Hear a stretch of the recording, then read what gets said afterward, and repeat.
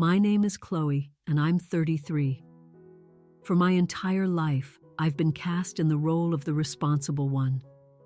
It's a label I never asked for, but one I earned by meticulously working my way through school, financing my own college education, and patiently climbing the corporate ladder. While I was building a life, my younger sister Maya was collecting experiences. 4 years my junior, she drifted from one artistic passion to the next, a journey entirely funded by our parents. They always had a soft spot for her, but nothing could have prepared me for the moment at Sunday dinner when they pushed a stack of mortgage documents across the polished wood of the dining table. "We've decided you should be the one to pay for this mortgage," my father stated, as if he were announcing the weather. They had purchased a house for my sister, and the expectation was that I would foot the bill. When I refused, they took me to court, demanding $520,000. The judge's reaction when she saw their so-called evidence changed everything. If you happen to be watching this, I'd love to know where you're tuning in from, so drop a comment below. And please hit that subscribe button if you've ever had to draw a hard line with family members who went too far. This story might just give you the strength to build boundaries you never thought were possible. I grew up in a quiet suburb just outside of Denver, in one of those neighborhoods where the houses all had a similar blueprint, but you could still tell which families were wealthy and which were just making ends meet. We were solidly in the middle. My father, Richard, was a sales director for a medical supply company, and my mother, Susan, taught second grade at the local elementary school. We were never in need, but my parents were meticulous about money. A thick, leather-bound ledger lived on our kitchen counter, a silent testament to every dollar they tracked. At least they were meticulous when it came to my expenses. My sister Maya seemed to exist in a completely different financial reality. The disparity began when we were young. For my 10th birthday, I received a series of practical gifts: a new pair of snow boots, a scientific calculator for my advanced math class, and a $20 gift card for a bookstore. 2 months later, for Maya's 6th birthday, she was treated to a lavish party at a local equestrian center, complete with pony rides for all her friends, a professional magician, and a multi-tiered cake that looked like a castle. It must have cost a fortune. When I quietly pointed out the difference, my mother simply patted my arm. "Maya is more of a dreamer than you, Chloe. She needs these kinds of magical experiences." That phrase became the go-to justification for everything. Maya needed ballet lessons because she had an artist's grace. Maya needed a brand new laptop because she'd suddenly taken an interest in digital art. Maya needed a sponsored trip to Los Angeles to visit film studios because it might ignite her passion for cinema. Meanwhile, my own achievements were a product of pure grit. I dedicated myself to my studies, joining every academic club that didn't have a fee, eventually becoming the editor of the high school paper, and graduating as valedictorian. My parents did attend my graduation ceremony, but they slipped out right after I gave my speech. They had to get to Maya's one-act play at the community theater. "You get it, don't you, sweetie?" my mother had whispered on her way out. "You know how anxious she gets before a performance?" And I did get it, or at least I told myself I did. I learned to bury the sting of disappointment and focus on my own path. I got a scholarship to a good state university, but it only covered a fraction of the cost. I worked 2 part-time jobs and took out loans to cover the rest. Every semester was a tightrope walk of balancing classes, work, and a shrinking bank account. During this time, Maya was enjoying a fully funded freshman year at Juilliard in New York, a dream our parents proudly announced to everyone. She dropped out after a single semester, claiming the environment was too restrictive for her raw talent. Next, they paid for her to attend the Parsons School of Design, but that lasted less than a year before she decided to leave to find her authentic self. Her third attempt at higher education was a creative writing program at NYU, which she stuck with for nearly 2 years before declaring that she was an entrepreneur at heart, not an academic. Throughout all of this, I was laser-focused on becoming independent. After graduating with honors in finance, I landed an entry-level job at a competitive consulting firm in downtown Denver. I put in 60-hour weeks, took on every project I could, and slowly, surely, earned promotions. By 33, I was a project manager with my own team, known for my ability to untangle complex financial problems. Maya, at 29, had a portfolio of failed businesses, each one a monument to our parents' indulgence. There was the artisanal pottery venture, launched with a generous check from our father. Then came the bespoke jewelry line, bankrolled by what my dad called a small family loan. Her most recent project was a plan to open an exclusive yoga and wellness retreat, a venture that curiously never seemed to require her to get certified as an instructor. And through it all, she lived in a stunning loft apartment in the trendy low-high neighborhood, her rent covered by our parents so she could have the mental space to create. I lived in a modest but comfortable condo that I had spent years saving up for. It was small, but it was mine. I did try, on a few occasions, to gently confront the favoritism. "Mom," I started one afternoon over coffee, "do you ever think about how you and Dad support Maya differently than you support me?" She gave a little dismissive laugh. "Oh, Chloe, don't be silly. You've always been so self-sufficient, so capable." "Maya, she's sensitive. She just needs more of a safety net. You should be proud that you don't need our help." I brought it up with my therapist, Dr. Evans, who helped me see the pattern for what it was. "Your parents have typecast you, Chloe," she explained. "You're the competent one, the one who doesn't need them. It serves a purpose for them to have one child who is perpetually in need and one who is not. The real question is whether you can accept this dynamic and create boundaries, or if you need to create distance." I opted for boundaries, still clinging to a sliver of hope that one day they would see me, really see me, and acknowledge what I had built on my own. Things started to feel a little different when I got engaged to my fiancé, Liam, 2 years ago. He came from a family where fairness and support were distributed evenly among the siblings, and he was genuinely shocked by the blatant disparity in how my parents treated Maya and me. He was the first person in my life who didn't try to make excuses for them or tell me to just be the bigger person. "It's not right, Chloe," he'd say, after we'd leave a family gathering where they'd spent hours fawning over Maya's latest fleeting interest. The real setup for the disaster began when Maya announced she was getting serious with her latest boyfriend, a guy she'd been dating for about 3 months. My parents were ecstatic. "That's just wonderful, darling," my mother gushed. "We always knew you'd find your way when the time was right." I saw my father get a pensive look on his face, the one he got when he was running numbers in his head. At the time, I assumed he was thinking about the potential cost of a wedding.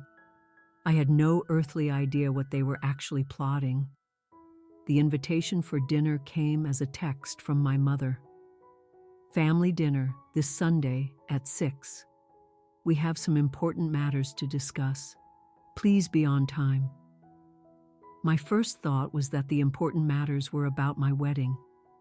Liam and I were deep in the throes of planning, and I figured they wanted to offer their opinions or, in a wild twist of fate, maybe even some financial help.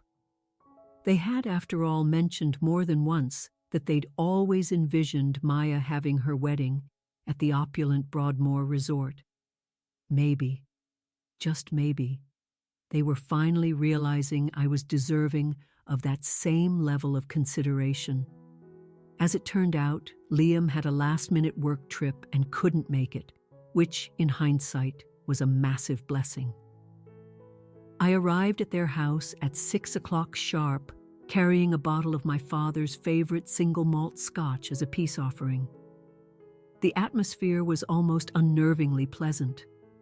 My mother had made my favorite meal, beef bourguignon, a dish usually reserved for major holidays. My father poured me a glass of an expensive Cabernet, and he didn't make a single comment about its price. Even Maya was acting strange, asking thoughtful questions about my work and our wedding plans. "Those hydrangea centerpieces you mentioned sound lovely," she said, referencing a tiny detail I'd shared months ago. I was stunned, she remembered. "Blue has always been your color." The meal went on so smoothly that I actually started to relax. I let myself hope that a real shift had occurred. Maybe my engagement had finally made them see me as an adult, worthy of the same respect they showered on Maya. As my mother cleared the plates and brought out dessert, my father cleared his throat, a theatrical gesture that commanded the room's attention. "Chloe, we have some very exciting news to share." My mother returned to the table, beaming. "We've been planning a surprise, and we're just so thrilled to finally let you in on it." My father's voice was thick with pride as he made the announcement. "We've purchased a house for Maya." I blinked, the information slow to register. "It's a beautiful Craftsman in the Washington Park neighborhood. 4 bedrooms, 3 baths, with a gorgeous backyard. Perfect for when she decides to start a family." "Wow, that's a big step," I managed to say, turning to my sister. She was practically vibrating with excitement. "Congratulations, Maya. You have to see it, Chloe," she squealed. "It has this incredible chef's kitchen with a wine fridge and one of those amazing farmhouse sinks, and the master bath has a soaking tub that is to die for." My mother eagerly pulled out her phone and started swiping through photos of a stunningly beautiful house. It had dark hardwood floors, marble countertops, and a professionally landscaped backyard with a built-in fire pit. It looked like it was torn from the pages of an architectural magazine. "That must have cost a fortune," I said, unable to hide the shock in my voice. Even for my parents, this seemed impossibly extravagant. $750,000, my father said nonchalantly. "We got a great price. The previous owners were getting a divorce and needed to sell quickly. We put down 20% to avoid the private mortgage insurance." I quickly did the math in my head. A $150,000 down payment, just handed to Maya. Meanwhile, Liam and I had been scrimping and saving for 3 years just to build up a modest down payment for a condo, tracking every penny and skipping vacations. Before I could even wrap my head around the sheer scale of the gift, my father reached into his briefcase, pulled out a thick manila folder, and slid it across the table toward me. "And this," he said, "is where you come in." Confused, I opened the folder. Inside was a complete set of mortgage documents for Maya's new house. As I flipped through the pages, my confusion turned to a cold dread. "We have decided," my father continued, his tone now completely businesslike, "that you should be the one to pay for this mortgage as your contribution to the family." The room seemed to warp around me as his words sank in. "I'm sorry, what?" "It makes perfect sense when you think about it," my mother chimed in, her voice bright and cheerful. "You're the one with the stable career and the excellent credit. Maya is just getting her life started. She needs security. The monthly payments are only about $3,100 for 30 years. With your salary, that should be completely manageable." I just stared at them, my mind blank with disbelief. waiting for one of them to crack a smile and tell me it was all some kind of twisted, elaborate joke. But they were all looking at me with perfect seriousness. Maya leaned forward, her eyes sparkling. "I'm already figuring out how to turn one of the spare bedrooms into a home yoga studio," she chirped. "Once that's set up, I can finally launch my wellness coaching business for real." The full, crushing weight of their proposal finally hit me. My parents had bought a luxury home for my sister and were now mandating that I spend the next 30 years of my life paying for it, a total financial obligation of over $500,000. "No," I said, my voice surprisingly firm despite the storm of anger and hurt brewing inside me. "This is not reasonable. I cannot and I will not take on a mortgage for a house that isn't mine." My father's face immediately darkened. "We thought you'd be more supportive, Chloe. This is about your sister's future." "What about my future?" I shot back, my voice rising. "Liam and I are trying to save for our own home. We're planning a wedding. We want to start our own family one day. How could you possibly think I could commit to paying Maya's mortgage on top of all that?" "You have always been so selfish," my mother said, her earlier warmth vanishing in an instant. "After everything we've done for you, you can't do this one thing for your sister?" The sheer absurdity of her statement almost made me laugh. "Everything you've done for me. I put myself through college. I built my career from the ground up without a cent of your help. I saved for my own home while you were paying Maya's rent for a decade. What exactly have you done for me that even comes close to buying my sister a $750,000 house?" Maya's eyes welled up with practiced tears. "I knew you would ruin this. You've always been jealous of me." "Jealous?" I repeated, incredulous. "I have spent my entire adult life working for everything I have, while I've watched you get handout after handout. And now you're telling me I'm expected to fund your lifestyle for the next 3 decades? This is insane." My father slammed his hand on the table and stood up, his face flushed with rage. "This is not a request, Chloe. This is a family decision. The preliminary paperwork has already been filed. You will sign these documents by the end of the week." I stood up as well, grabbing my purse. "That is not going to happen. I am not signing anything. This is not my responsibility." "You have always been difficult," my mother said, her voice like ice, "always making everything a battle. Why can't you just help your family without causing a scene?" "This isn't helping," I replied, my voice finally shaking. "This is financial abuse. I'm leaving, and I am never, ever signing those papers." As I walked towards the front door, Maya's voice called after me. "If you really loved me, you would want me to be happy in a nice home." I paused and turned back one last time. "If you really respected me," I said, "you would never expect me to pay for it." I didn't make it to my car before the sobs started. My hands were shaking so violently I could barely fit the key into the ignition. I called Liam as soon as I was on the highway, the story tumbling out of me in a torrent of tears and rage. "Pull over right now," he said, his voice tight with an anger I'd never heard from him before. "I'm coming to get you. You're in no state to drive." He met me at a gas station halfway between my parents' house and my condo. The second I saw his car pull up, the dam broke completely, and I just collapsed into his arms. "They really expect me to pay for her house," I wept, the words still feeling unreal. They said it like it was the most normal thing in the world. "This is beyond favoritism, Chloe," Liam said, holding me tight as he drove us home. "This is delusional." The following week was an absolute onslaught. My father left a series of voicemails lecturing me about family duty and his profound disappointment in my selfish attitude.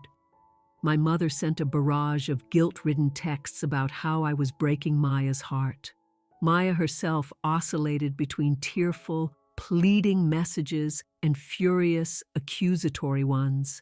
Then, the calls started coming from extended family members I hadn't spoken to in years, clearly recruited by my parents to apply pressure. My uncle suggested I view it as an investment in family harmony. My cousin reminded me that family has to stick together, no matter what. The only person who called with any sense was my Aunt Helen, my father's sister. She told me the entire situation was appalling and wanted to make sure I was okay. Throughout it all, I held my ground. I was not paying for Maya's mortgage. Full stop. A week after the disastrous dinner, I met my friend Sarah for lunch. Sarah is a sharp family law attorney, and while I had no intention of suing my own family, I needed a professional opinion on where I stood. "Let me get this straight," Sarah said, putting down her fork after I laid out the whole story. "They bought a house for your sister, put down a massive down payment, and now they expect you to shoulder the entire 30-year mortgage?" "Yes," I confirmed. "My dad seems to believe it's a reasonable family contribution." Sarah just shook her head. "Did you sign anything? Agree to anything, even verbally?" "Absolutely not," I said. "Then legally, you're completely in the clear," she said. "They can't force a debt on you." "But," she added, her expression serious, "get ready for the pressure to escalate." She was right. The very next day, I received a certified letter from an attorney representing my parents. It was filled with dense legal jargon, but the core message was unmistakable. I was being formally demanded to honor my commitment to pay the mortgage. "What commitment?" I screamed silently in my empty condo. I called my parents immediately. "You hired a lawyer? Are you serious?" "You left us with no other option, Chloe," my father said coldly. "You made a commitment to this family, and we intend to see that you honor it." "I never, ever agreed to pay for Maya's mortgage," I insisted. There was a brief, telling pause on his end. "The preliminary paperwork has already been filed with your information," he said. "It's all set up." A cold dread washed over me. "What do you mean, my information? What paperwork?" He cleared his throat. "The preliminary mortgage application. It had to be submitted to secure the offer." "Did you use my financial information without my consent?" I demanded, my voice trembling with a mixture of fear and fury. "We did what was necessary for the family," he replied, a non-answer that was a clear admission. I immediately called the mortgage company. The truth was even more horrifying than I had imagined. A preliminary application had indeed been filed using my name, my social security number, my employment history, and a digital signature that was a passable but fraudulent copy of my own. My parents had committed forgery and identity theft. I was heartbroken and incandescent with rage at the same time. The two people on this earth who were supposed to protect me had instead used me, violating my trust in the most profound way possible. I made an appointment with David Chen, a lawyer specializing in financial fraud, and laid out the whole ugly story, complete with copies of the forged documents. "This is a felony," David told me, his expression grim. "Your parents could face serious criminal charges." The thought made me sick. "I don't want them to go to jail," I said. "I just want this to stop." "We'll start with a cease and desist," David advised. "We'll make it crystal clear that we are aware of the forgery, that you never consented, and that any further action on their part will be met with the full force of the law." The letter was sent. Their response was not to back down, but to double down. My father showed up at my office, creating such a scene in the lobby that building security had to escort him out.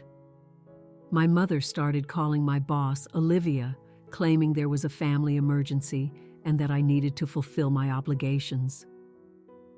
Meanwhile, Maya launched a full-blown smear campaign on social media. She posted vague but pointed statuses about toxic family members who abandon you and the pain of being betrayed by the one person you thought you could count on. She never used my name, but our entire social circle knew exactly who she was talking about.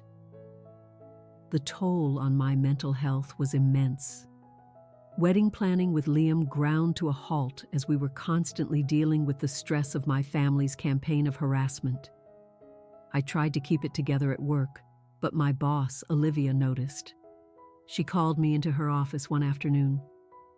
"Chloe, your work is always top-notch," she said gently, "but I can tell something is deeply wrong. Is there anything I can do?" I broke down and told her everything. To my astonishment, she was incredibly supportive. "Take the time you need," she said. "Our personal leave policy covers situations like this. Your job will be here for you when you're ready." The breaking point came on a Tuesday morning. A process server walked into my office in full view of my team and a client and served me with a lawsuit. My parents were suing me for the full $520,000 value of the mortgage, plus an additional $50,000 for the emotional distress my refusal had caused. I took the medical leave Olivia had offered, completely unable to function. Liam moved into my condo temporarily, his fury at my family growing with every new development. "We have to countersue," he insisted, his jaw tight as he read the lawsuit. "What they're doing isn't just wrong, it's criminal." David agreed. "Their case has zero legal merit," he assured me, "but their actions, the forgery, the identity theft, the harassment, are all actionable. A countersuit will send the message that you will not be bullied." After days of agonizing, I agreed. We would countersue for forgery, identity theft, harassment, and intentional infliction of emotional distress. As David prepared the case, I dug through years of my life, collecting evidence of the lifelong favoritism. Bank statements showing my student loans next to canceled checks for Maya's tuition. Text messages where my parents dismissed my achievements, and the forged mortgage application, the ultimate betrayal. The process was agonizing, but it was also clarifying. I was finally seeing the pattern, not as a series of isolated slights, but as a systematic campaign of exploitation. The preliminary hearing was set for a Thursday in early April. I walked into the courthouse, my stomach in knots. I saw them across the room, my father, stern and unyielding in his best suit, my mother, dabbing at her eyes with the tissue, and Maya, dressed in a demure outfit I'd never seen, perfectly playing the part of the wounded victim. None of them would look at me. The judge, a formidable woman named Eleanor Vance, called the court to order. My parents' lawyer presented their case first, painting me as a cold, ungrateful daughter who had broken a sacred family promise. When David rose to speak, his tone was calm and methodical. "Your Honor, not only was there no agreement, but the plaintiffs committed a felony by forging my client's signature on mortgage documents." He presented the fraudulent application, an expert analysis confirming the forgery, and evidence of my actual signature. Judge Vance's expression hardened as she examined the documents. "Is your client aware that forgery is a felony offense?" she asked their lawyer sharply. The discovery phase unearthed even more. My parents had a history of using my identity. They'd taken out student loans in my name without my knowledge, explaining credit issues I'd had years ago. There were credit card applications I'd never filled out. The betrayal was deeper than I ever imagined. Even more damning were texts from Maya to a friend that David obtained. "Chloe owes us," one read. "She has that fancy job and never has any fun anyway. She can afford it." David filed a motion for summary judgment, and Judge Vance strongly suggested my parents settle. He offered them a deal: drop all claims, admit to the forgery in writing, and agree to a no-contact order for 6 months. In return, I wouldn't press criminal charges. They rejected it flat out. They genuinely believe they're in the right, David told me, completely baffled. The night before the trial, Maya called me, her voice syrupy sweet. "Just think how good it would feel to help me, Chloe. We could be close again." "We were never close, Maya," I said, the truth finally spilling out. "You were the golden child, and I was the workhorse. Nothing has changed except now I'm finally saying no." "You're so selfish," she hissed, the act dropping instantly. "You'll regret this when you have no family left." "I already regret the family I was given," I said quietly, and hung up. The trial was a surreal nightmare. My father testified that there was a verbal understanding. When David cross-examined him about the signature, he snapped, "We did what was necessary." My mother cried on the stand, claiming I had destroyed the family. Amber played the victim, but under David's questioning, admitted she had no job and expected me to pay the mortgage while our parents covered all other expenses. When it was my turn, I stuck to the facts, my independent history, the forged documents, the harassment. My boss, Olivia, testified about the disruption at work. Aunt Helen testified about the decades of favoritism. The final blow was David's closing argument. "This case is not about a family disagreement," he stated. "It is about forgery, identity theft, and a systematic pattern of financial exploitation." Judge Vance took only 20 minutes. "This court finds in favor of the defendant, Chloe Miller, on all counts," she announced. "The plaintiff's lawsuit is dismissed with prejudice." She then turned to our countersuit. "Furthermore, the court finds significant merit in the counterclaims." She awarded me $150,000 in damages for the credit issues, legal fees, and emotional distress. But she wasn't done. She looked directly at my parents. "The behavior exhibited by the plaintiffs is not just poor judgment. It is a profound breach of parental trust. The pattern of identity theft and financial exploitation this court has seen is deeply disturbing. You have done irreparable damage to your relationship with your daughter." My parents sat in stunned silence, their entitlement finally colliding with reality. In the hallway, Maya burst into loud theatrical sobs. "What am I supposed to do now? This is so unfair." As David and I walked away, I heard my father's voice. "This isn't over, Chloe." I turned back one last time. "You're the one who brought this to court," I said. "I'm the one who finished it." Walking out of that courthouse felt like emerging from a long, dark tunnel.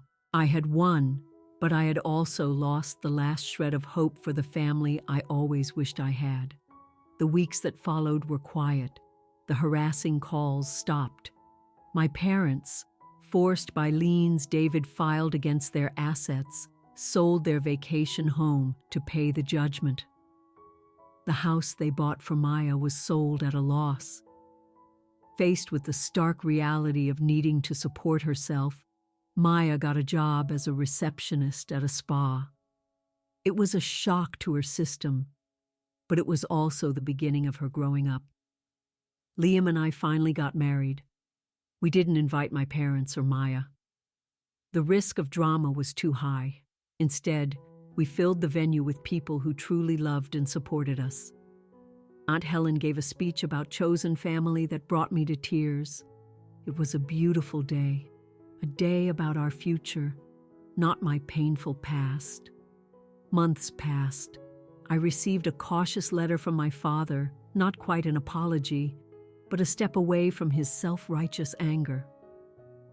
My mother left a tearful voicemail, which I didn't return. I sent one email to both of them, outlining my conditions for any future contact, a full, unqualified apology, proof of therapy, and absolute respect for my boundaries. Surprisingly, Maya was the first to make a real effort. She asked to meet for coffee. She looked tired, but also more grounded than I'd ever seen her. "I've been thinking," she said. "Mom and Dad did me no favors. You learned how to survive in the real world. I'm just starting at 30. It wasn't everything, but it was a start. We started a new, tentative relationship. one built on the truth of who we were now. A year after the trial, Liam and I bought our own home, a modest townhouse that felt like a palace because it was ours. As I stood on our small balcony, I felt a sense of peace I hadn't known was possible. The lawsuit had been a crucible, burning away the toxic dynamic and forcing me to choose myself. I learned that family isn't just about blood. It's about respect, support, and the love you show through your actions. Now, as I feel the first flutters of our baby on the way, I make a silent promise.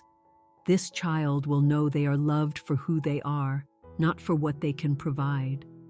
They will learn that love doesn't come with a price tag, and that boundaries are an act of self-love. I had to break my family's cycle to build my own, and it was the hardest and best decision I ever made. Have you ever been forced to set difficult boundaries with family members? I would love to read your own stories in the comments section below. Always remember, protecting your peace isn't selfish, it's essential. If my story resonated with you, please give it a like and subscribe for more content about healing and building healthier relationships. And consider sharing this video with someone who needs to be reminded that they deserve to be treated with respect. Thank you for listening to my journey. I wish you all the strength in the world on your own path.